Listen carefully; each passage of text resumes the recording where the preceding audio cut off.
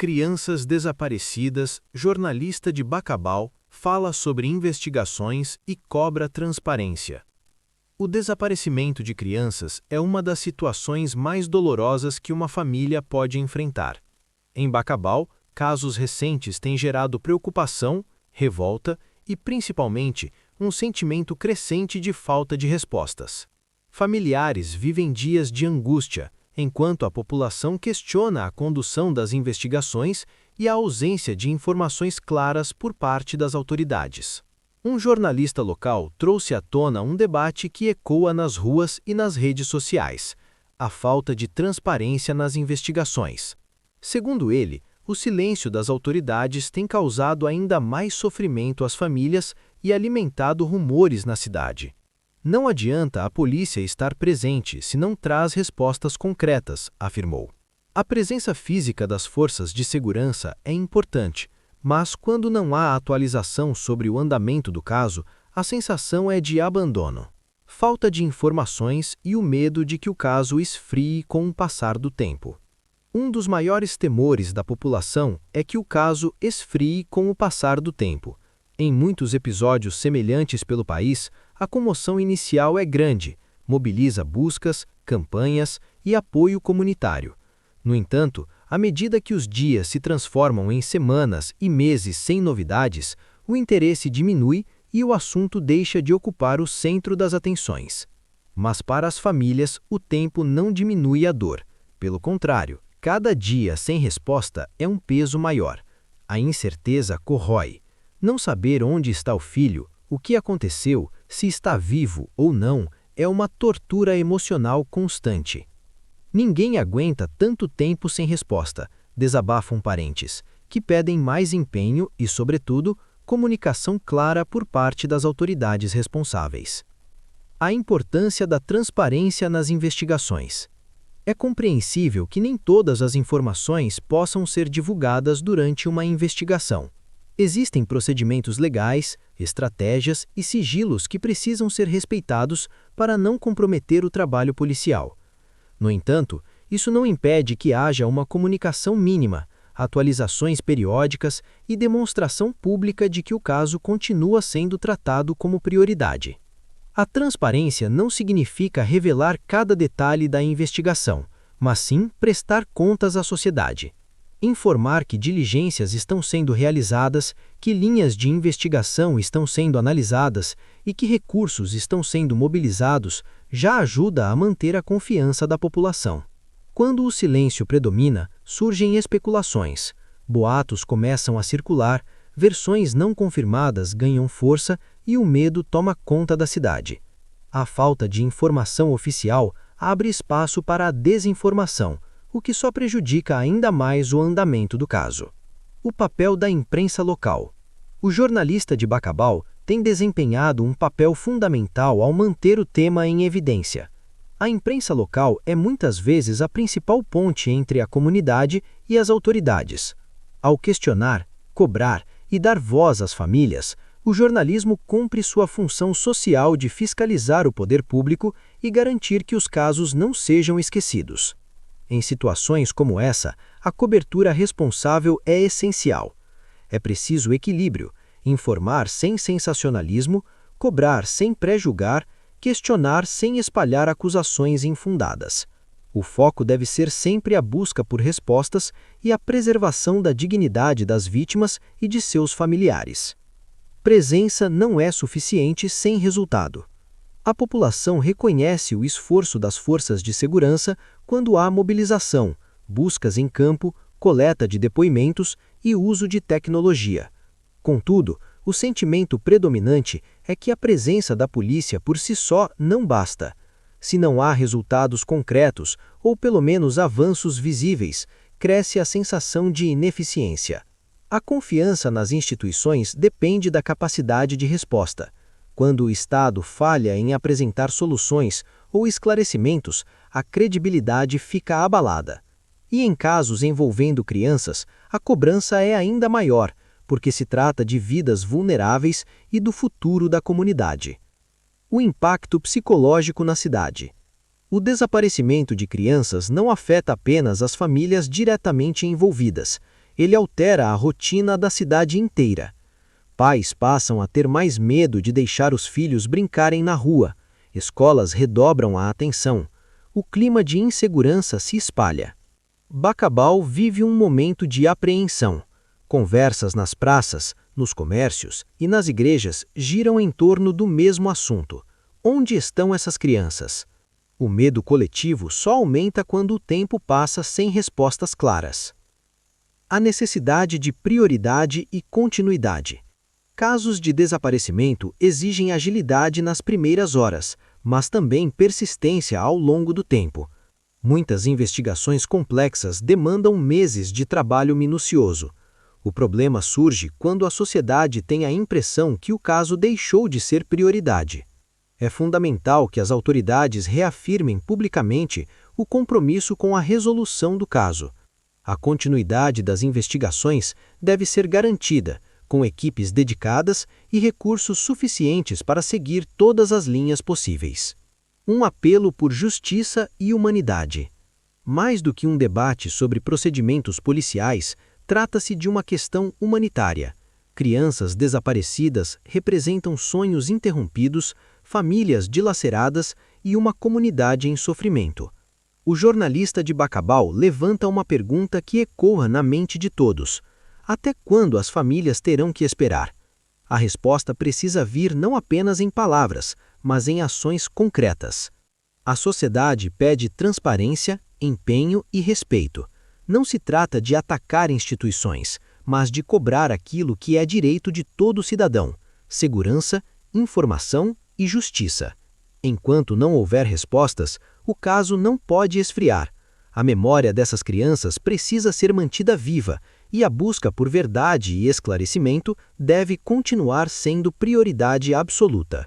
Porque ninguém aguenta tanto tempo sem resposta, e cada minuto conta quando o assunto é o desaparecimento de uma criança.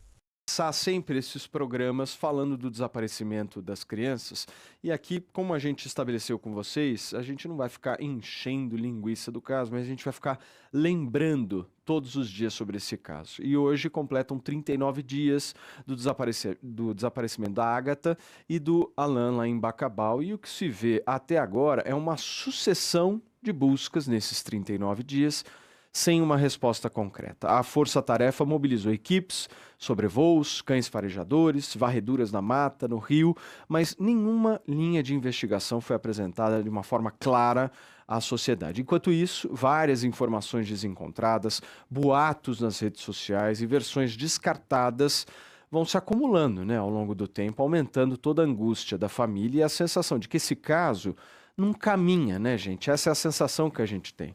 A cobrança por respostas está crescendo, principalmente diante da falta de transparência sobre o que já foi efetivamente apurado e quais são as hipóteses consideradas mais consistentes pela polícia. A gente teve nessa semana a entrevista com o delegado-geral de polícia lá do Maranhão, mas ele bate na tecla de que, olha, não, a tese que nós temos aqui é que essas crianças sumiram. Eu não sei se a gente vai conseguir ir para Bacabal. A Mari já está conectada aqui com a gente, tá, Fê? Então vamos conversar com Mari Coimbra antes de qualquer coisa da gente poder traçar uma conversa aqui. Mari, você me ouve bem? Bom dia, minha amiga. Bom dia, querido. Bom dia a todos que nos assistem, que nos ouvem. Bom dia a todos vocês aí no estúdio. Bom dia, Mari. Mari, a gente sabe o quão cansativo é todos os dias a gente falar desse tema, Mas ele é muito necessário. E eu queria que você trouxesse um pouco da tua visão aí de Bacabal sobre como estão as coisas agora. Olha, aqui continuam lá no povoado a presença forte da polícia. Eu até estranhei, a fala desse novo delegado. Aqui ninguém tinha conhecimento ainda de que ele estava à frente do caso. Quem foi apresentado para a gente foi o delegado Ederson Martins, E continua a presença forte dentro do povoado. Ainda estão sendo está sendo feito algumas buscas ainda nas regiões ali ao redor do povoado e também lá na região menores, bem menores. Não existe mais a segunda base, a base 2, lá não existe mais, mas a gente vê agora forte o trabalho da Polícia Civil lá dentro do povoado. Sim. Carlinha, você tem alguma pergunta para Mari, só para a gente fazer esse começo aqui do programa? Não, Mari, a gente entende, né? A Mari, coitada, tá cansada, desanimada, porque são muitos dias, né? Sem nenhum retorno, né? Sem, enfim. As pessoas colocam muita energia, né? Todos nós gostaríamos que essas crianças tivessem reaparecido, né? E mais ainda, nós gostaríamos de mais informações ali da autoridade policial. Só explicando aí para a Mari, ele é o delegado geral, né? Ele é o delegado de todas as polícias. Ele não está à frente, ele não preside uma investigação, até porque um delegado geral não pode fazer isso, né? Mas ele ele ficou como porta-voz. Então, ele tira o delegado que está presidindo o inquérito e ele fala. Isso é comum, né? Isso não é nada de demais. Quando a gente vê coletivas de imprensa, às vezes tem secretário de segurança, delegado, o delegado que preside, os policiais que estão investigando, mas ele tomou a frente para si. O que eu acho é que ele não trouxe respostas satisfatórias, né? Aí, por conta de tudo isso, nós aqui em São Paulo tomamos, né, algumas medidas para a gente verificar, né, aquela questão das denúncias das pessoas do povoado, para saber se eles estão ali realmente com essa restrição de liberdade de ir e vir. Então, advogados irão até a comunidade quilombola para fazer... Segundo esse delegado, não está acontecendo nada disso. Não está acontecendo nada. Então, a gente tem uma divergência, não é? Um está divergindo, são informações divergentes. Então... advogados estarão agora a caminho, né, dessa comunidade para verificar o que está acontecendo, explicar os direitos, né, para cada cidadão ali, que ele não tem que dar satisfação nenhuma para policial algum aonde ele vai, para onde ele, por que ele está voltando. E se a polícia, assim, de fato quiser fazer uma oitiva, então, né, fala, olha, eu preciso que você vá até a delegacia de polícia para fazer esclarecimentos, e ela pode fazer isso. Toda pessoa tem direito de ir acompanhada de um advogado, inclusive, não é? Então, mas isso é através de algo oficial, não oficioso, tipo, o que você vai fazer ali? Você está vindo da onde? Isso ninguém pode fazer. Você não tem que dar satisfação da sua vida. Isso é um direito seu constitucional de ir e vir. Você não tem restrição de liberdade. Ô, Carla, eu queria perguntar para a Mari como é que tá o carnaval, né? Porque, enfim, nós já estamos entrando no clima, né? O Brasil já vai entrando no clima, quinta-feira, né? Amanhã é sexta-feira, as pessoas já estão indo viajar, aquela coisa toda e tal. Mas, no final das contas, o problema continua, né? Como é que Bacabal está tratando o carnaval aí, Mari? Olha, o carnaval aqui já começou, né? Teve as prévias de carnaval que começaram na sexta-feira passada. E já começaram. Aqui eles têm a Operação Carnaval, né? Que fica a cargo do 15º Batalhão de Polícia Militar, ele que é comandado pela Tenente Coronel Leila. É como eu falei no início, antes para vocês, né? Aqui, esses policiais que estão investigando o caso das crianças, eles não fazem parte aqui do 15º Batalhão, nem da 16ª Delegacia Regional aqui da cidade de Bacabal. Então, assim, eles não fazem parte das operações feitas aqui em Bacabal e região, né? Porque como é regional, em Bacabal e região. Eles são todos, foram trazidos da capital. E eles têm uma sala, né, para eles lá na delegacia regional, que fica aqui em Bacabal, a 16ª, mas eles não são daqui de Bacabal. Então, assim, na operação feita para o carnaval daqui, tem toda uma estrutura também. Aqui, Bacabal também recebe muita gente nesse período carnavalesco, né? Também está sendo feita essa operação carnaval, mas acredito eu que não vai interferir nas investigações de dentro do povoado. Agora, lá dentro do povoado, ontem eu recebi uma notícia, lembrei agora, que eu não sabia que eles estavam nesse, como é que eu posso chamar, nesse patamar de democracia, né? Porque geralmente em povoados quilombolas, o líder, né, daquela comunidade, ele preside ali até que ou o seu falecimento ou uma coisa muito grave acontecer, né, e as pessoas decidirem tirá-lo. Mas ontem eu fui convidada pelo o atual líder, né, o senhor Heraldo, para a eleição que terá a votação no dia 15 de março, lá dentro do povoado. E aí, isso me surpreendeu. Eu vou até antes, né? Ele me convidou para ir no dia, me convidou até para um almoço para me explicar melhor como é que isso funciona. E aí, eu até vou para me saber mais sobre esse detalhe, como que funciona essa questão da liderança do povoado. E por que eles vão trocar a liderança do povoado agora, né? Já que não sei se já estava na agenda, né? Isso já faz parte de uma agenda todos os anos. Ou se o senhor Heraldo ele já é de uma idade avançada e ele, por conta desse ocorrido lá dentro, ele foi hospitalizado, ele passou muito mal devido a várias ele pegou pressão, nós dizemos assim, né, de alguns jornalistas que vieram aí de fora, e ele passou muito mal de saúde por conta desse. Então, eu não sei informar se também pode ser por conta disso, mas eu vou saber para trazer para vocês. Perfeito. Gente, conforme as novidades aí forem acontecendo direto de Bacabal, a gente aciona a Mari por aqui, entra em contato com ela e falamos cada vez mais desse assunto, certo? Algum recado final, Mari, importante? Eu queria só aproveitar a oportunidade. Por favor. Recebi algumas mensagens de pessoas daqui mesmo, de fora não. Eu quero até agradecer as mensagens que eu tenho recebido do seu canal, Paulo, dos seus telespectadores, né? Eu quero agradecer de coração, são pessoas, assim, extremamente humanas e também de pensamento coerente, né? Gente inteligente, vou chamar assim logo. Sem dúvida. Telespectadores, quero agradecer.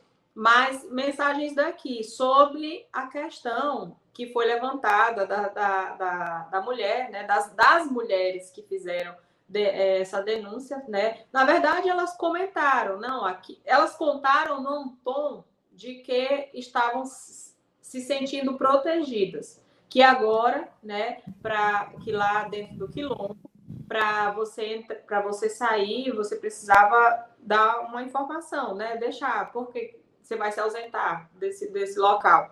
Então, e aí o delegado veio e desmentiu, né? E aí muita gente daqui me mandou mensagem: Melry, você espalhando fake news. Gente, eu não espalhei uma notícia falsa. Eu recebi, até te encaminhei aí o áudio ontem, né, Paulo? Sim. Acho que você divulgou aí. Sim. Eu recebi, entrei em contato com a pessoa novamente. Aquele áudio já foi um áudio recente. Eu entrei em contato com a pessoa depois que a gente saiu do ar com o delegado. Eu entrei em contato com a pessoa e a pessoa me falou, como vocês ouviram, né? Ela confirmou, disse: não, aqui antes não existia isso, mas depois do acontecido, sim. Todo mundo aqui, quando você for se ausentar, você precisa justificar por que você vai se ausentar.